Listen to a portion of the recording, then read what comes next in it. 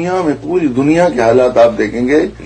کہ از خود اسلام قبول کرنے والوں کی تعداد غیر معمولی ہوتی جا رہی ہے۔ ہم لوگ رہتے ہیں، میرے بارے میں آپ جانتے ہیں کہ مشہور ہے کہ یہ، اور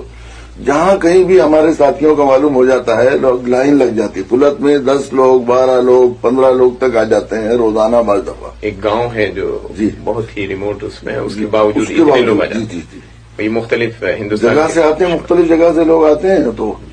اور جب ہم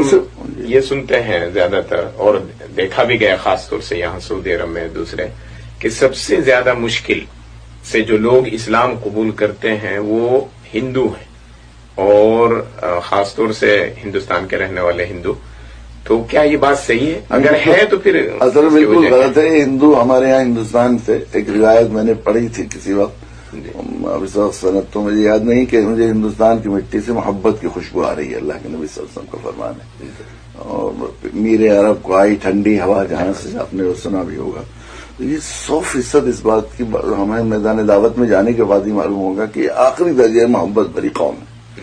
اب اگر یہاں پر قبول اسلام کے واقعات ہندوؤں کے سب سے کم ہیں، تو اس کی بنیادی وجہ یہ ہے کہ یہاں پر جو کام کوششیں کرنے والے لوگوں کی کوششیں ہیں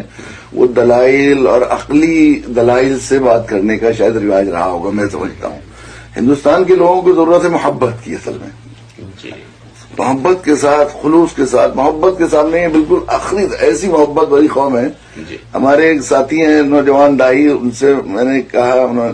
بات ہو رہی تھی، تو وہ کہنے لگے کہ ہندوستان کی کہ یہ ہندو اتنے محبت بھرے ہیں، محبت کی اتنی قدر کرنے والے ہیں کہ آخری درجے کے کسی دشمن اسلام اور اسلام کی مخالفت میں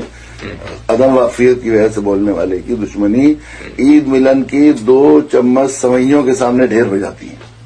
یعنی مخالف سے مخالف کو بلائی اور عید ملن، اور انہوں نے مثال دی ہمارے یہاں کے RSS